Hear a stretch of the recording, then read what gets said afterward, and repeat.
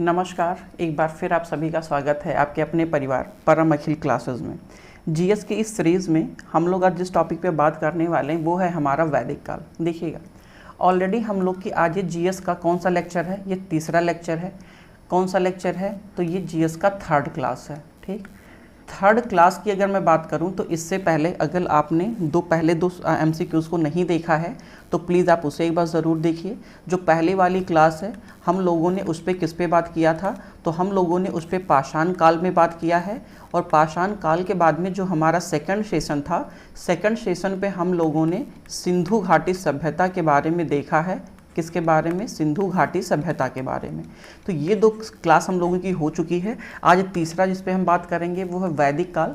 और वैदिक काल चूँकि ये काफ़ी एक बड़ा सेशन है तो इसे हम लोगों ने दो पार्ट में रखा है, पार्ट 1 पार्ट 2।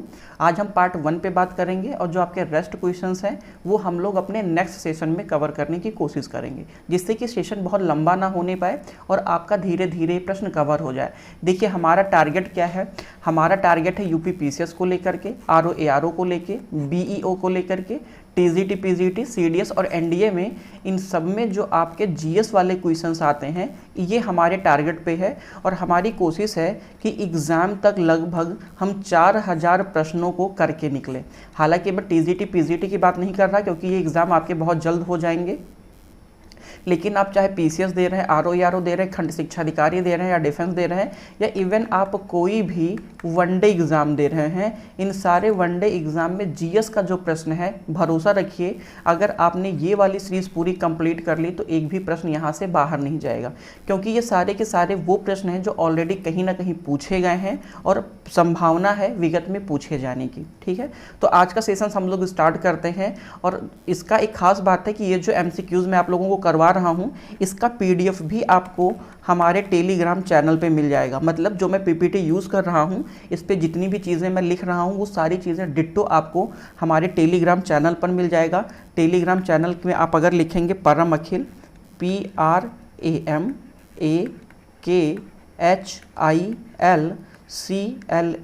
PRAMAKHILCLASSES, परम अखिल क्लासेस, यहाँ पर आपको ऑलरेडी ये पीडीएफ मिल जाएगा।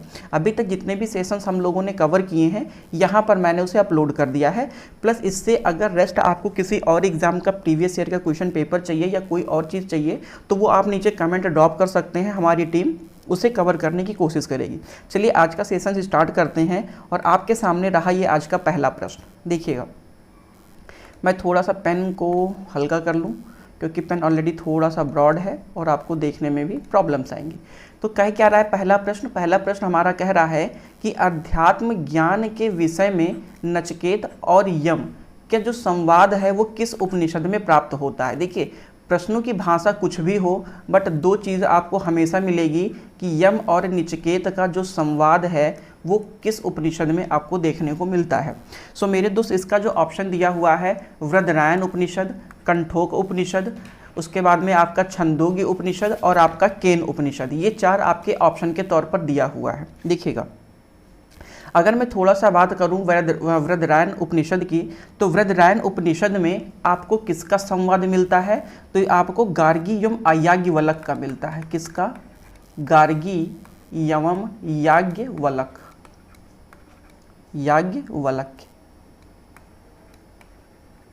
गार्गी और याज्ञवल्क्य संवाद मिलता है। एक प्रश्न आपका ये भी बनता है कि गार्गी एवं याज्ञवल्क्य संवाद कहाँ पर है? तो वो आपका वृद्धरायण उपनिषद में है। और ये वृद्धरायण उपनिषद में ही एक चीज़ आपको और देखने को मिलेगा, क्या? जो आप एक कोर्स बहुत ज़्यादा चलन में आपको देखने को मिलता है, तमसो माँ ज्योतिर्गमय,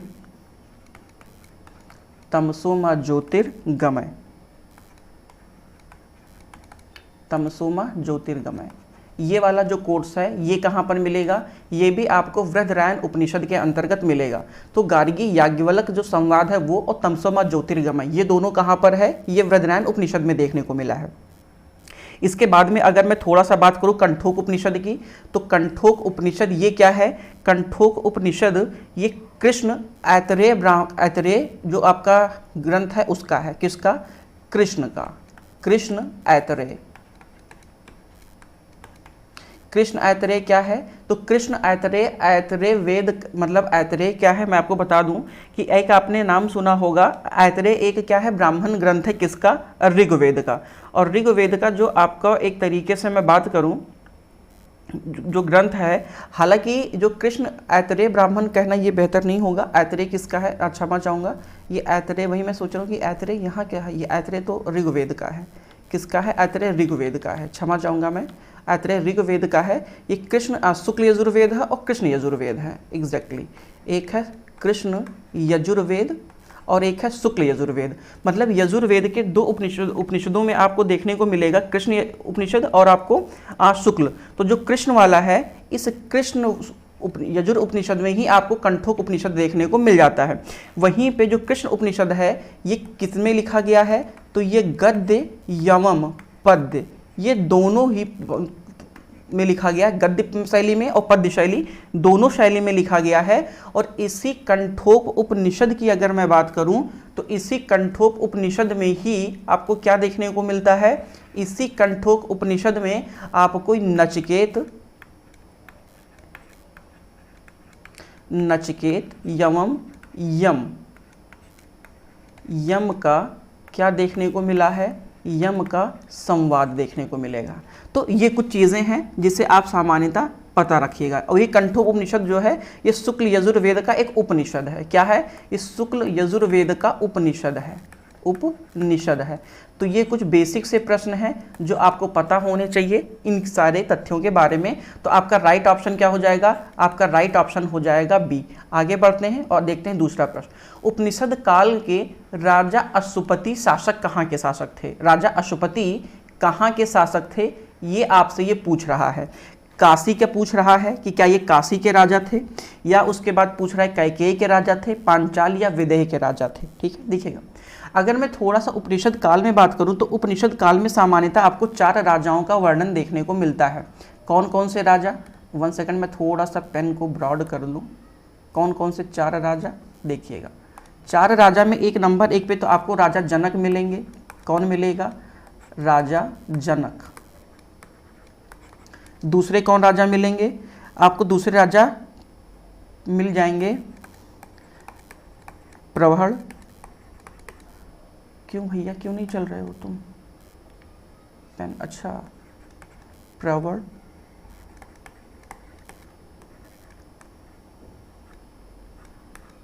जबाली।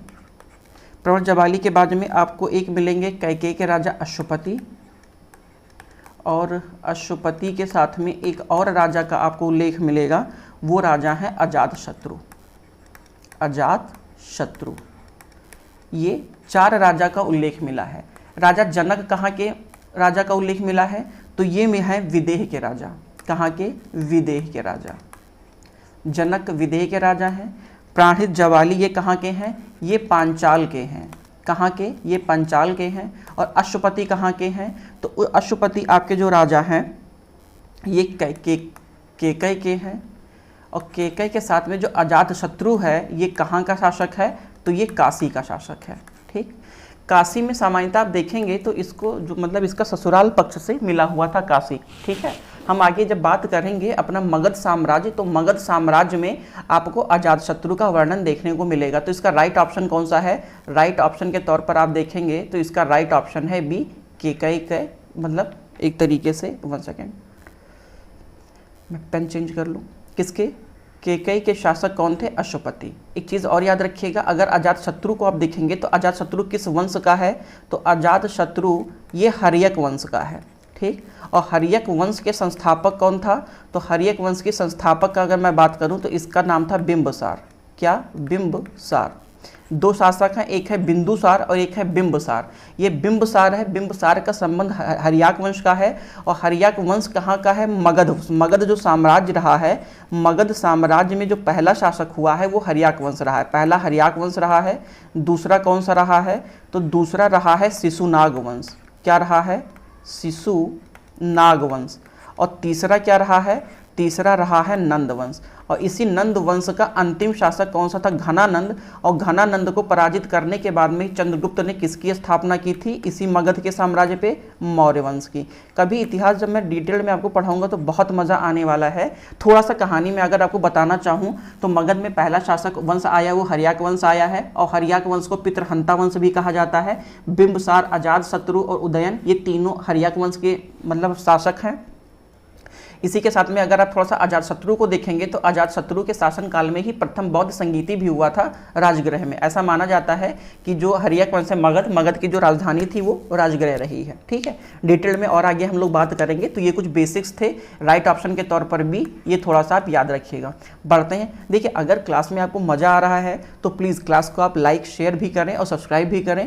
प्लस अगर हो सके तो जितना ज़्यादा आप शेयर करें, साथ ही में शेयर करने तो अलग की बात है, आप इसका नोट्स ज़रूर अपने पास रखें, क्योंकि ये बहुत सारी चीज़ें हैं जो आपको एक जगह पे मैं प्रोवाइड कर रहा हूँ। देखिएगा, अगर मैं आपको यहाँ पे पढ़ा रहा हूँ तो ये नहीं कि मेरे 1 या 2 दिन की मेहनत का रिजल्ट है, ये मेरे पिछले 8-10 सालों की मेहनत का रिजल्ट है कि मैं जाकर के फिर यहाँ पे आपको पढ़ाने के लायक बन पाया हूँ। तो प्लीज़ आप मेरे इस थोड़ा सा एफर्ट को और आप आगे बढ़ाइए, और साथ ही में आप मेरा उत्साहवर्धन ज़रूर करें।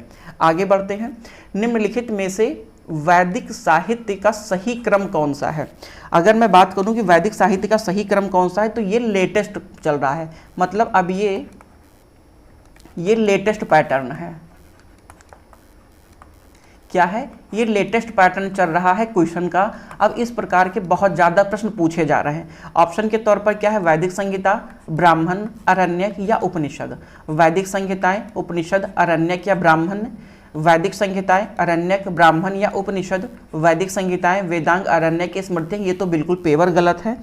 ठीक है, अगर मैं बात करूं तो सबसे पहले तो वैदिक संहिताएं होती सही है, इसके बाद फिर ब्राह्मण ग्रंथ होते हैं, फिर अरण्यक होते हैं, और फिर लास्ट में आपको उपनिषद देखने को मिलता है। सो इसका जो राइट ऑप्शन है, इसका राइट ऑप्शन हो जाता है ए। आगे बढ़ते हैं। निम्नलिखित में से किसका संकलन ऋग्वेद पर आधारित है? देखिएगा, अगर ऋग्वेद पे आधारित संकलनों की मैं बात करूं तो वो कौन सा है? वो है आपका सामवेद। देखिए, अगर सामवेद की मैं बात करूं तो सामवेद में ओवरऑल 1875 छंद आपको मेंशन मिलते हैं, जिसमें से अगर आप 99 को छोड़ दें, ठीक है, अगर आप 99 को छोड़ दें तो बाकी का जो उल्लेख हुआ है वो किस पर आधारित है? वो ऋग्वेद पर ही कहीं ना कहीं आधारित है। ठीक, तो राइट ऑप्शन के तौर पर कौन सा हो जाएगा? बी। अभी मैं थोड़ा सा और भी आगे बात करूंगा कि ऋग्वेद, अथर्ववेद, सामवेद, यजुर्वेद, इन सब के ग्रंथ कौन से हैं, इनके ऋषियों के कराने वाले को क्या क्या कहा जाता है, वो मैं थोड़ी देर में आगे आपके साथ चर्चा करूंगा। ठीक है, प्राचीन भारत के किस स्थल की खुदाई से लौह धातु के प्रचलन का प्राचीनतम प्रमाण मिला है? ये बहुत अच्छा प्रश्न है। और अगर आप थोड़ा सा बात करेंगे तो ए ऑप्शन के तौर पे है तक्षशिला, अंतरजी खेड़ा, कौशाम्बी और हस्तिनापुर। देखिए, अंतरजी खेड़ा सबसे ज़्यादा इम्पॉर्टेंट है किस चीज़ को लेकर के? नवीनतम प्रमाण या साक्ष्य को लेकर के लौह धातु के। अंतरजी खेड़ा की सबसे खास बात क्या है कि अंतरजी खेड़ा, और मैं क्या क्या लिख दूँ, मान लीजिए एक अंतरजी खेड़ा है,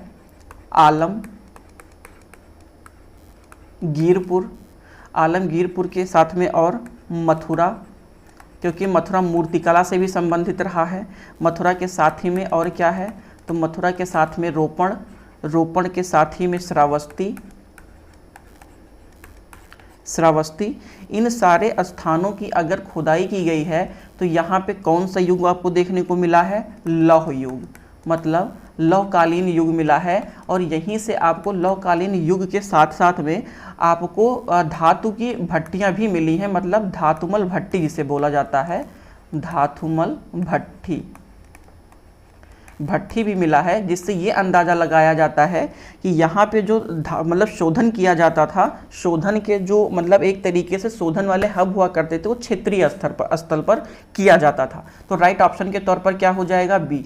अगर देखिए, अगर आपसे कभी मथुरा पूछे, रोपण पूछे, श्रावस्ती पूछे तो इन सब के माध्यम से यहाँ पे ऑप्शन के तौर पर मान लीजिए अंतरजी खेड़ा है, लेकिन अगर मथुरा दे देता तो, रोपण दे देता तो, श्रावस्ती दे देता तो सामान्यतः जितने भी प्रकार के यहाँ पे साक्ष्य मिले हैं ये चीज़ें आपके लिए बहुत ज़्यादा इंपॉर्टेंट हो जाती हैं। आगे बढ़ते हैं। उपनिषद पुस्तकें क्या हैं? उपनिषद के बारे में कह रहा है, ये क्या है?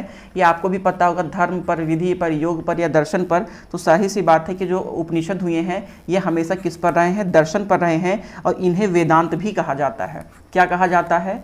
इन्हें वेदांत भी कहा जाता है, वेदांत भी कहा जाता है।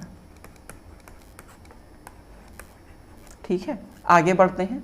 देखिए एक एक प्रश्न मैं आपको यहाँ पे कवर करूंगा, उसके लिए आप बेफिक्र रहिए।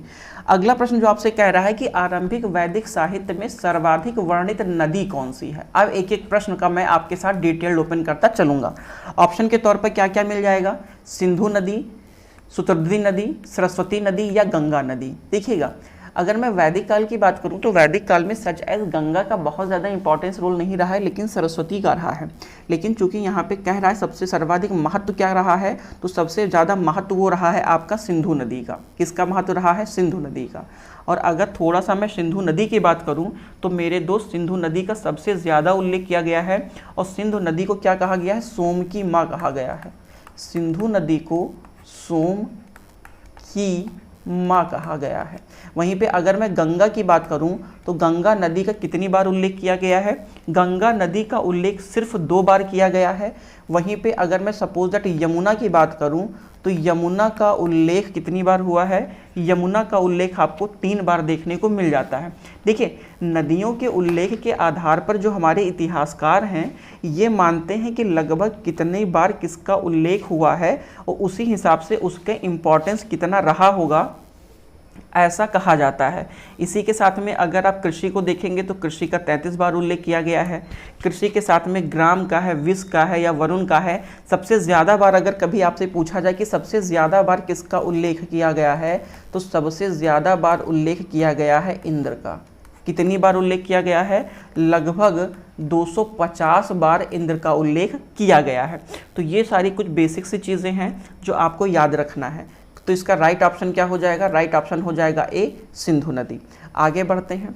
आगे बढ़ने पे अगला प्रश्न कह रहा है कि वैदिक नदी में अस्कासनी का पहचान निम्नलिखित नदियों में से एक में से किसका किया गया, यानी अस्कनी नदी किसके लिए उल्लेख किया गया है। ऋग वैदिक काल की सबसे खास बात है कि यहाँ एक पूछा है अस्कनी नदी, लेकिन मैं आपको बता के चलूँगा कि यहाँ पे किन नदियों को क्या क्या कहा गया है या किस प्रकार से उल्लेख देखने को मिल जाता है। ऑप्शन के तौर पर है, एक क्या आपसे कह रहा है, एक आपसे कह रहा है व्यास नदी, एक आपसे कह रहा है रावी नदी, रावी नदी के साथ में कह रहा है चेनाब नदी, और चेनाब नदी के साथ में क्या कह रहा है, झेलम नदी। तो अगर मेरे दोस्त मैं थोड़ा सा आपसे बात करूं कि इन नदियों को क्या क्या कहा गया है, तो इन नदियों में जो सबसे पहले व्यास नदी है, व्यास को बोला गया है विपाशा। क्या बोला गया है, विपाशा। ये विपाशा बसु नहीं है, ये विपाशा नदी कहा गया है। रावी नदी को क्या कहा गया है, रावी नदी को परसुरणी कहा गया है। चेनाब नदी को अस्किनी कहा गया है। क्या कहा गया है, अस्किनी। और झेलम नदी को क्या कहा गया है, तो झेलम को कहा गया है वितास्ता। और यही वो झेलम नदी है जहाँ पे 10 राज्य युद्ध हुआ था। तो राइट ऑप्शन के तौर पर क्या हो जाएगा, राइट ऑप्शन के तौर पर हो जाएगा आपका सी, चेनाब नदी। हालांकि जब मैं नदियों की बात कर रहा हूँ तो नदियों में मैं कुछ नदी आपको और भी बता के चलूँ। जैसे सतलज नदी को क्या कहते हैं, मैं कहाँ पे लिख दूँ, मैं यहीं पे लिख दे रहा हूँ, मैं पेन चेंज करके मैं यहीं पे लिख दे रहा हूँ। क्या क्या मैं आपको बता दूँ, एक है आपका सतलज नदी, सतलज नदी के साथ में और क्या है, रावी मैं बता चुका हूँ, चेनाब बता चुका हूँ, झेलम बता चुका हूँ। एक है आपका गंडक नदी। कुछ और इम्पॉर्टेंट नदियाँ ले लीजिए, एक सतलज नदी हो गया, गंडक नदी ले लीजिए, और गंडक के साथ में और कौन सी नदी अब हो सकती है, एक स्वात नदी। और क्या हो जाएगा, व्यास, चेनाब, रावी तो हो ही गया है। काबुल को कुर्रम बोलते हैं, तो एक आपका काबुल हो जाएगा। क्या हो जाएगा, काबुल। तो एक आपका काबुल हो गया। इतने से आपका काम चल जाना चाहिए। अब किस्मत ख़राब हो वो अलग की बात है। सतलज नदी को क्या कहा गया है, अगर मैं सतलज की बात करूं तो सतलज को कहा गया है सतुर्धी। क्या कहा गया है, सतुर्धी। गंडक नदी की अगर मैं बात करूं तो गंडक को क्या बोला गया है, गंडक को कहा गया है सदानीर। गंडक को सदानीर बोला गया है। वहीं पे स्वात को सुवस्तु बोला गया है। और काबुल नदी को क्या बोला गया है, कुरभा, ठीक है, या कुभा। कहीं कहीं कुरभा और कहीं कहीं कुभा भी मिलेगा। तो ये सामान्यतः नदियों के इनके उपनाम हैं जो आपको देखने को विभिन्न एग्जामों में मिलता है। ये एक प्रश्न से लगभग हम लोगों ने 8 प्रश्न को हल करने का काम किया है। आगे बढ़ते हैं। वैदिक नदी में कुभा, वही मैंने अभी कहा था ना लास्ट वाले में, कुभा का स्थान निर्धारित होना चाहिए अफगानिस्तान में। चीनी तुर्किस्तान में, कश्मीर या पंजाब में, तो जाहिर सी बात है काबुल कहाँ है, अफगानिस्तान की राजधानी है काबुल। तो ये इसका राइट ऑप्शन क्या हो जाएगा, राइट ऑप्शन के तौर पर अगर आप देखेंगे तो इसका राइट ऑप्शन हो जाएगा ए, अफगानिस्तान वाला रीजन में आपको देखने को मिलेगा। आगे बढ़ते हैं। निम्नलिखित में से किस एक वैदिक संहिता में मोक्ष का चर्चा किया गया है? तो मेरे दोस्त ये किस में किया गया है, उपनिषदों में किया गया है। ये बहुत आसान सा प्रश्न है, ये तो बच्चे बच्चे को पता है, दूर दूर से पता है, भूले बिसरे किसी से पूछेंगे तो उसको भी पता है। निम्नलिखित में से कौन सा ब्राह्मण ग्रंथ किसका है? अथर्ववेद का। गोपत ब्राह्मण किसका है? गोपत ब्राह्मण है यजुर्वेद का। किसका है? यजुर्वेद का है ये। और उसके बाद में तैतरीय ब्राह्मण किसका है? तो तैतरीय भी मेरे दोस्त यजुर्वेद का है। किसका है? यजुर्वेद का है। तो सामान्यतः अगर आप इन चीज़ों को देखेंगे तो आप इजीली कर ले जाएंगे कि कौन सा वेद किसका है और किस हिसाब से कैसे चीज़ें हो रही हैं। ठीक है। अगर इसके साथ ही में कुछ और आपको मैं बताने की यहीं पे कोशिश करूं तो ऐतरेय के साथ में एक है आपका यजुर्वेद। यजुर्वेद की अगर मैं बात करूं, यजुर्वेद जो शातपथ ब्राह्मण है, ठीक है, यजुर्वेद में आपको और भी चीज़ें क्या देखने को मिलेगी। जैसे सपोज दैट मैं आपसे बात करूं कि यजुर्वेद में जो यजुर्वेद है, यजुर्वेद में आपको दो चीज़ें देखने को मिलेंगी। क्या? यजुर्वेद में एक आपको मिलेगा कृष्ण यजुर्वेद, ये उपवेद हैं इनके, और एक आपको मिलेगा शुक्ल। ये दोनों याद रखिएगा, कृष्ण उपवेद और शुक्ल उपवेद, ये दोनों किसके हैं? ये यजुर्वेद के हैं। और सामान्यतः ये जो शुक्ल है ना, ये सिर्फ पद्य में लिखा गया है। ये किस में लिखा गया है? ये सिर्फ पद्य में लिखा गया है। और जो कृष्ण है ये गद्य और पद्य, ये दोनों में लिखा गया है। ये गद्य और पद्य दोनों में लिखा गया है, ये थोड़ा सा आप ध्यान दीजिएगा। वहीं जो इसी के साथ में अगर आप देखेंगे कृष्ण वाले में, तो कृष्ण उपनिषद में ही आप एक तरीके से जो कंठोक उपनिषद है, ये कृष्ण का ही एक हिस्सा, कृष्ण के अंतर्गत ही ये आता है। और कंठोक उपनिषद में ही यम निष्केत का संवाद दिखाया गया है। इसी के साथ में जो एक और आपको मैंने बताया था कि शुक्ल मतलब एक तरीके से संहिताओं को, जो वाजस्नेय संहिता है वो शुक्ल उपवेद के अंतर्गत आता है। और जो वाजस्नेय संहिता के अंतर्गत आप देखेंगे और भी बहुत सारी चीज़ें हैं जो आपको देखने को समझने को मिल जाता है। तो राइट ऑप्शन के तौर पर क्या हो जाएगा? ये पूछ रहा है कौन सा ऋग्वेद का ग्रंथ है, तो ऋग्वेद का कौन सा? ऐतरेय है। ठीक, आगे बढ़ते हैं। अगला प्रश्न क्या कह रहा है? गोपत ब्राह्मण संबंधित है यजुर्वेद, ऋग्वेद, अथर्ववेद, सामवेद। तो गोपत किससे है? अब आपको तो देखने की जरूरत ही नहीं है, गोपत किससे? यजुर्वेद से है। आप आराम से मारिए और आराम से मारने के बाद में आप आगे बढ़ जाइए। ठीक है, किसका है ये? गोपत ब्राह्मण।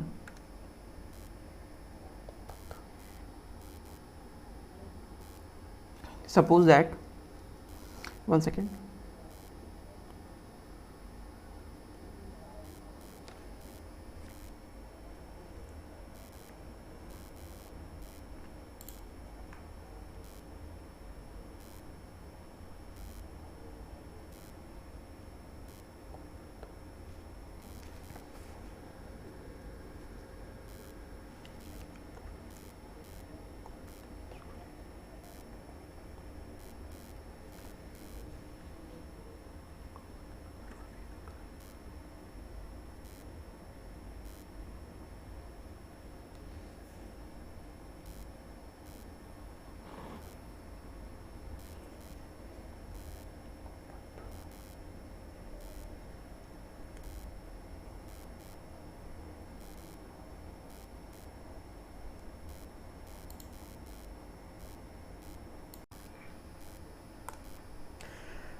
ग्यारहवां प्रश्न आपका कह रहा है कि निम्नलिखित में से कौन सा ब्राह्मण ग्रंथ ऋग्वेद का है? तो ऋग्वेद के है ऐतरेय ब्राह्मण।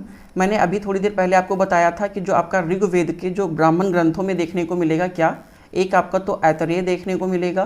तो ऐतरेय ब्राह्मण ये किसका है मेरे दोस्त? तो ऐतरेय ब्राह्मण है आपका, वन सेकेंड, ऐतरेय ब्राह्मण, वन सेकेंड क्या हो गया भाई, मेरे से क्यों मजाक कर रहा है ये? वन सेकेंड, अब सही है। ऐतरेय ब्राह्मण ये आपका ऋग्वेद से संबंधित है। और ऋग्वेद का एक और आपको उपवेद देखने को मिलेगा, ब्राह्मण ग्रंथ देखने को मिलेगा, कौस्तुकी। तो कौस्तुकी और ऐतरेय ब्राह्मण ग्रंथ किसका है? ये ऋग्वेद का है। उसी के साथ में अगर आप सातपद ब्राह्मण को देखेंगे तो सातपद यजुर्वेद का है और तैतरेय ब्राह्मण ये भी यजुर्वेद का है। तो सातपद और तैतरेय ये यजुर्वेद से संबंधित है और जो आपका गोपथ है ये अथर्ववेद का ब्राह्मण ग्रंथ है। एक आपका इसी में आता है सामवेद। अगर मैं सामवेद की बात करूं तो सामवेद का जो आपका ब्राह्मण ग्रंथ है वो कौन सा है? वो पंचविश है। पंचविश ये किससे संबंधित है? तो पंचविश का संबंध है सामवेद से। तो ये थोड़ा सा आप याद रखिएगा, बहुत इंपॉर्टेंट है और बार बार ये प्रश्न आपसे लगभग पूछे जाते हैं, इसीलिए मैंने चारों आपको एक जगह बताया है। गोपद ब्राह्मण का संबंध किससे है? तो मैंने आपको बताया कि गोपद किसका है? ये यजुर्वेद अथर्ववेद का, क्षमा चाहूँगा, गोपद किसका है? अथर्ववेद का है। ठीक, यजुर्वेद का कौन कौन सा है? तो यजुर्वेद का सातपद ब्राह्मण है। क्या है? यजुर्वेद का मैं फिर से लिख देता हूँ, सातपद ब्राह्मण है, सातपद ब्राह्मण है। और सातपद के साथ में एक और है तैतरीय। क्या है?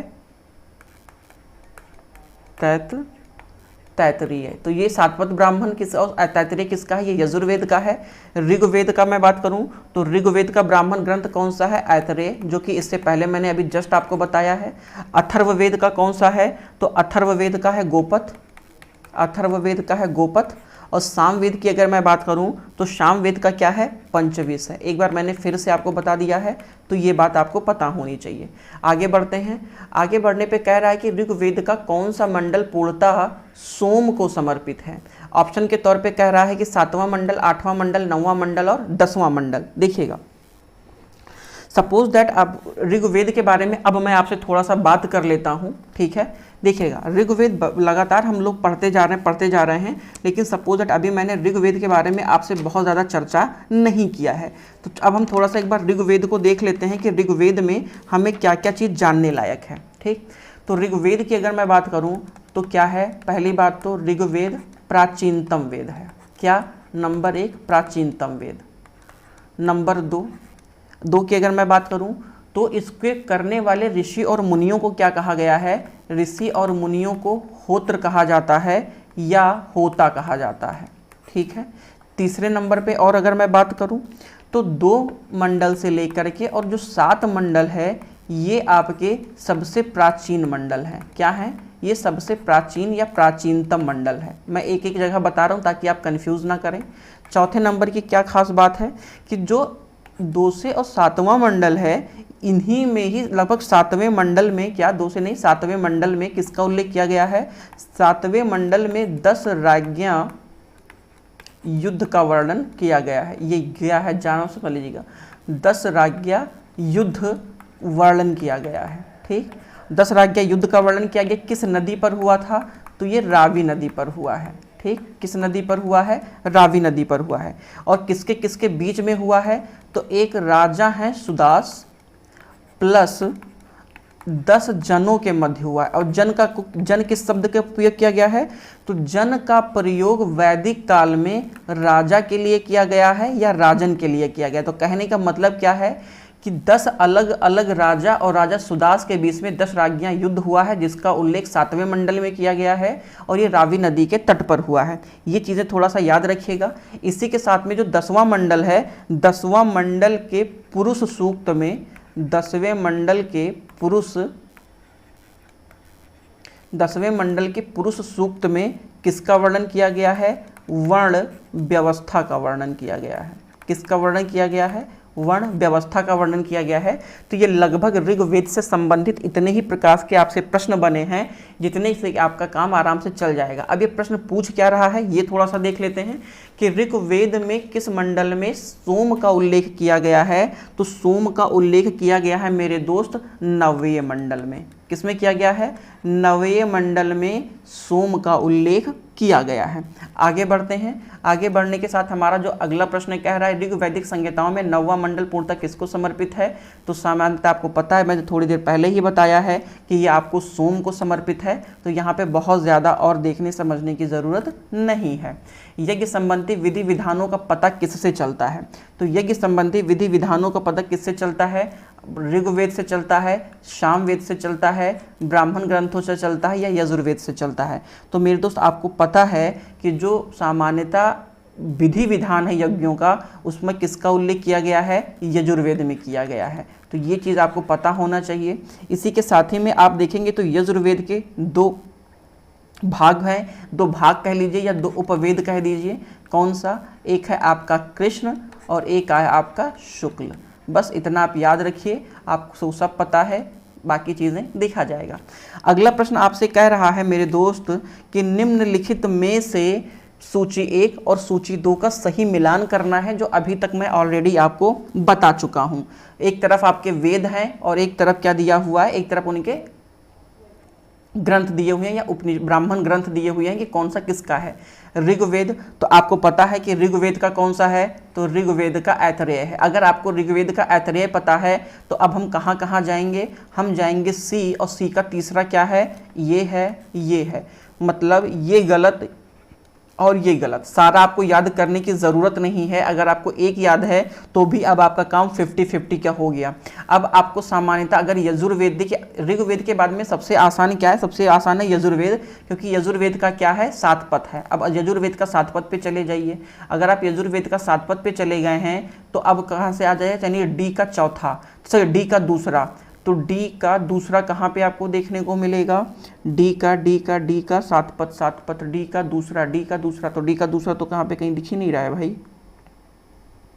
डी का दूसरा तो कहीं दिख नहीं रहा है, ये तो बी का दूसरा बता रहा है, ये गलत दे रहा है। ठीक है, क्या हो जाएगा? एक तरीके से डी का दूसरा। अच्छा, ये डी का दूसरा है। डी का दूसरा ऑप्शन तो कहीं दिख नहीं रहा है।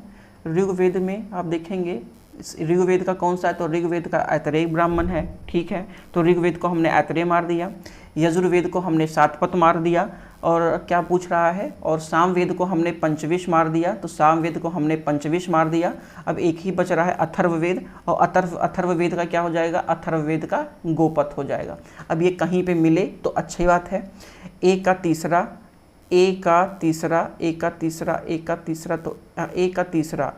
कहाँ पे है भाई? ए का तीसरा तो कहीं दिख ही नहीं रहा। ये है ए का, शायद ये है ए का तीसरा। अच्छा, सी का तीसरा नहीं है, ए का तीसरा होगा। क्षमा चाहूँगा, 1 सेकेंड। ऐसे आप गलत करेंगे, जैसे मैं बता रहा हूँ इस प्रकार से आप कभी गलत ना करें, कोशिश तो मेरी यही रहेगी। ठीक है, अब देखिएगा, मैंने आपको पूरा मैच करवा दिया है और ये गलत लिखा हुआ है, इसलिए मुझे भी थोड़ा सा कन्फ्यूज़न हो। वही मैं कहूँ कि ये गलत कैसे हो रहा है। ये क्या हो गया? अब ये 3 हो गया। ठीक, तो पहले का तीसरा कहाँ पे मिल जाएगा? यहाँ पे मिल जाएगा। बी का चौथा, तो बी का चौथा तो कहीं दिख नहीं, बी का चौथा तो यहाँ दिख रहा है, ए का सी यहाँ दिख रहा है। ये हो क्या रहा है भाई? ये गड़बड़ दिख रहा है, सारे ऑप्शन मुझे गड़बड़ दिख रहे हैं। ये मैं काट देता हूँ। अब मैंने इसको मिला दिया, ये आप मैच कर लेंगे।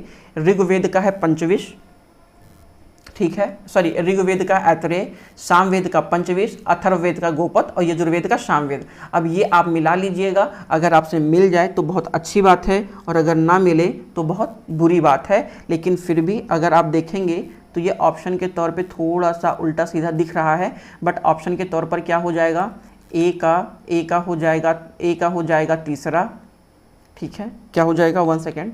ए का तीसरा हो जाएगा, बी का क्या हो जाएगा? बी का हो जाएगा चौथा, सी का क्या हो जाएगा? सी का हो जाएगा पहला, और सी के पहले के साथ में और डी का क्या हो जाएगा? डी का हो जाएगा दूसरा। तो ये इसका राइट ऑप्शन होगा। ठीक है, आगे बढ़ते हैं, कोई दिक्कत नहीं है, गलतियां हो जाती हैं कभी कभी। सबसे पुराना वेद कौन सा है? तो सबसे पुराना वेद आप सभी को पता है। सबसे पुराना वेद कौन सा है? ऋग्वेद है, बात ही खत्म।